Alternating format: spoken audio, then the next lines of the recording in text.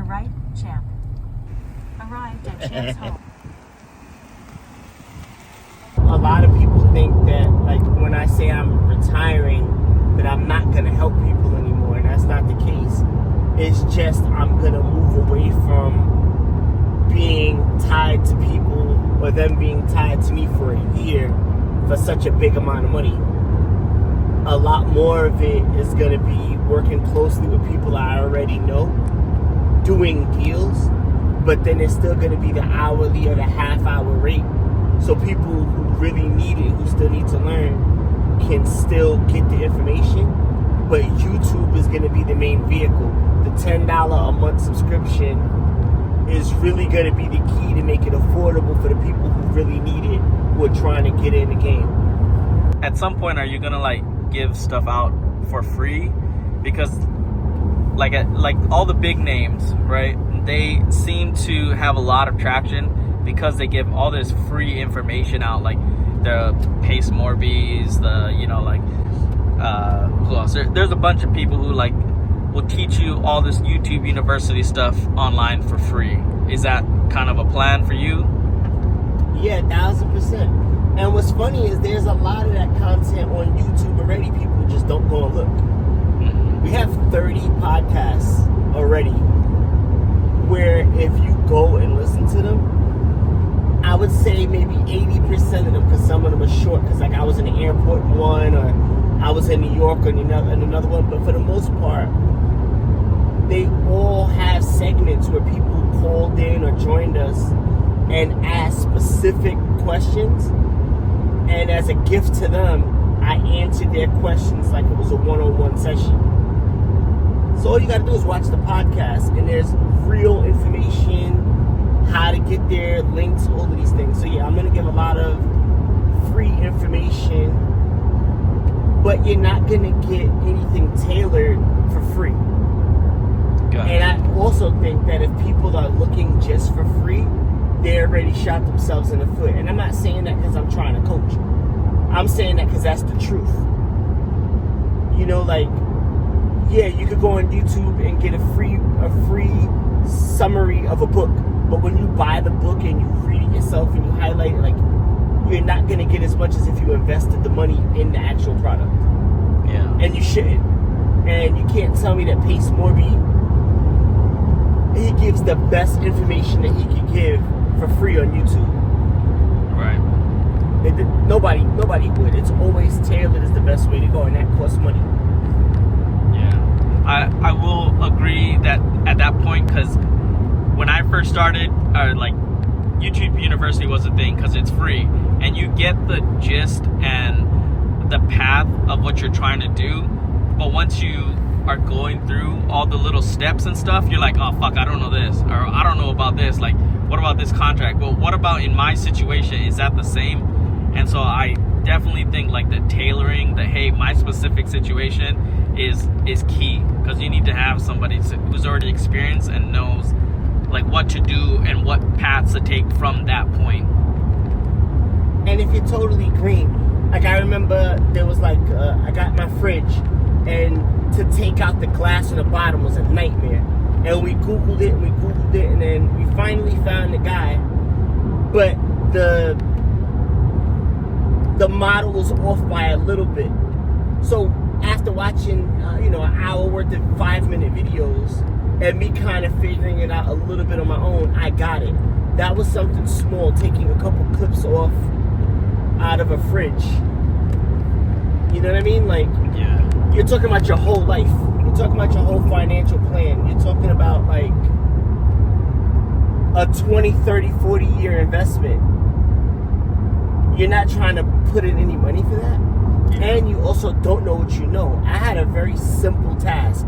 I want to clean the fridge. I want to clean the glass on the bottom of my fridge because like some juice or whatever got stained. So you had to pull it out. That's a very simple transaction. And that took me a few hours. You're trying to figure out LLCs, contracts, wholesaling, investment, retirement. Is it good for you? How to budget by hours of YouTube University. And then the other thing is so many people are trying to become YouTubers, so they're just following somebody else's instructions. A lot of time, that stuff is outdated, it doesn't apply in your state, or they're just wrong because they listen to somebody's information, kind of like the Robert Kiyosaki thing that we're going to talk about, or maybe your opinion changes, but you have somebody, and I have a ton of clients that do this. They come to me, they come to a seminar, and then they go home and they go on their channel, or they talk to their subscribers, and they regurgitate the information I shared in a workshop. And I'm giving perfect numbers as an example, or a very specific scenario that doesn't work in general, and then they're trying to get paid to get clients off that. And then when they get a certain level of conversation in, they call me for help. Yeah. And I'm like, yo, you shouldn't be selling a product that you don't fully understand. And that's why I only talk about things that I understand and things that I've experienced, so I could show you my paperwork. Yeah, I definitely think there's two extremes. There's a point where people don't want to pay any money, and they're, trying to like bootstrap everything, YouTube University. And then there's the other side of people paying, $10,000-$20,000 to learn a course that they give you probably the same, if not, just a little bit more of what you can get on YouTube. Right, and that's when it becomes dangerous, because everybody's like, I can't count the times. I mean, I could estimate how many times somebody said, oh, well, why should I pay you when I could get it for free? And then I always say the same thing. You're right. And then you look at those people, because those people still follow me on Instagram, and they still, a year later, 2 years later, 3 years, 5 years, even 10 years later, they are still in the same basic situation. And it's like, yo, what happened to YouTube University?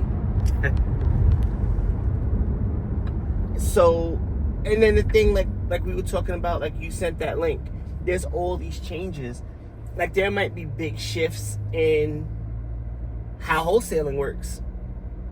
In other places, they basically made it almost illegal. If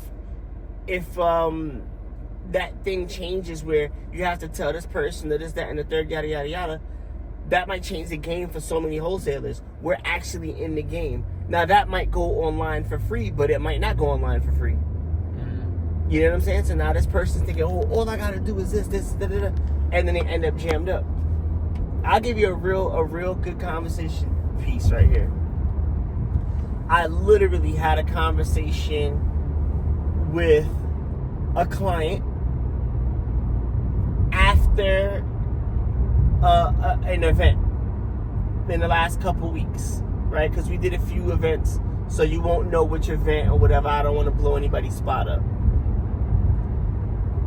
And she's telling me about the Gator lending thing.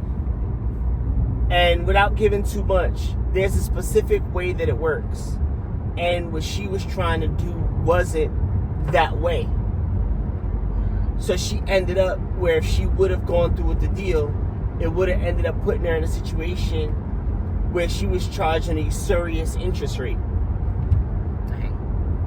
And I told her, and I Googled it, I was like, yo, usury is illegal. Like, there's jail time behind that. There's penalties per charge. It's like, you don't even know what you're doing. She went and did some YouTube stuff and did some research, and then tried to apply apples to oranges. And if I didn't tell her, she would have been in a potential situation where maybe down the line, she ends up getting sued or something. So can you explain usury real quick? Yeah, it's like in the Bible, it's in the Quran, it's been around for thousands of years. Basically, it's that whole thing that debt is bad, it's illegal, right? Like in Islam, you can't charge interest, it's haram. Because you're making money for nothing. And so usury is kind of what it sounds like. It's like you're using somebody, taking advantage of them. And why would you charge somebody such a high interest rate unless they really, really needed the money? So now that's where like evil and morality comes in. Like, I should want to help you get out of the problem. How am I helping you get out of the problem? By charging you 20, 30, 40, 50, 100%. I'm keeping you in debt and I'm making money. And that's what usury is. So in Texas, the highest interest rate that you could charge, even on foreclosure, is 18%. So that gator lending and all of those other, it's way more than 18%. It becomes like loan sharking. And you got to be careful with that. And then, so, hey, here you go, a little deer in the morning, a little deer crossing.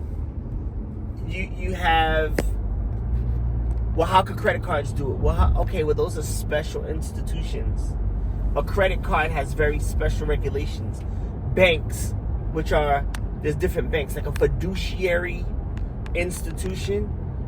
Sorry, not fiduciary.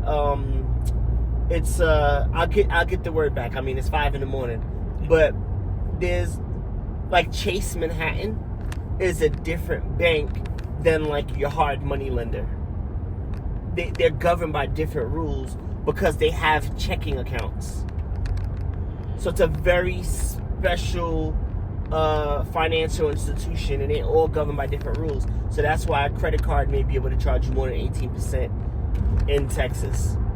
You know what I mean? So there's just, it's too much, and you got to know the law. And I learned these things through my lawyers, and getting in trouble and suing somebody and being sued. But these are things that's cost me thousands of dollars, and I've made hundreds of thousands by winning court cases. So, you know, I'm really in the mix. And not that I know everything, but I'm really in the mix. So because I paid a lawyer or went through something where I sued somebody and won, I was able to share that information with her and keep her out of a potential bind. I think that goes back to your original point too, of like coaching and stuff like that. Because like in that situation, had that lady or that person not talked to you about that, they wouldn't have known about the usury thing. They would have heard it somewhere, you know, take their word for it, do it, and end up jammed up, like you said. So like being able to talk to somebody who's been there, talk to those lawyers, you know, have that experience, is extremely beneficial. Yeah, and even that, a lot of times, even just talking to another friend or a client or something like that, they like, whoa, you know, you can't do that, right? Because now you have their experience.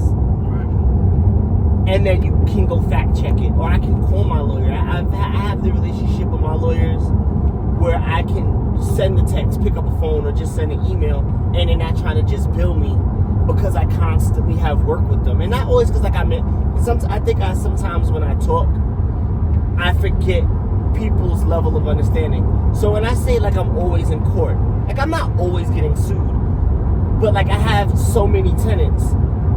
Eviction is court. There are consistent evictions. You know what I mean? I've probably done easily over 100 eviction filings in the last 10 years or so. You know, that's on average becomes one a month. So yeah, I'm always dealing with court stuff. Now, there's also contracts that we do with lawyers because we're doing creative finance, like these portfolio deals. So like, you have to have a lawyer to help navigate some of these things, you know what I mean? And then there are people who send you like demand letters and cease and desist, and so I don't mean to say like I'm always getting sued or I'm always suing somebody. I think I've only sued 2 people, 3 if I'm forgetting, in my whole life. And I won both. And I've only personally been sued 1, 2, maybe 4 times in a 20-year real estate career, and even one of those had nothing to do with real estate, and that's in the book fear. So like, it's not that I'm in trouble all the time or whatever. It just sometimes I say it and people are like, oh my God, and I don't, whether it's good or bad, I don't want to put the wrong idea in people's minds.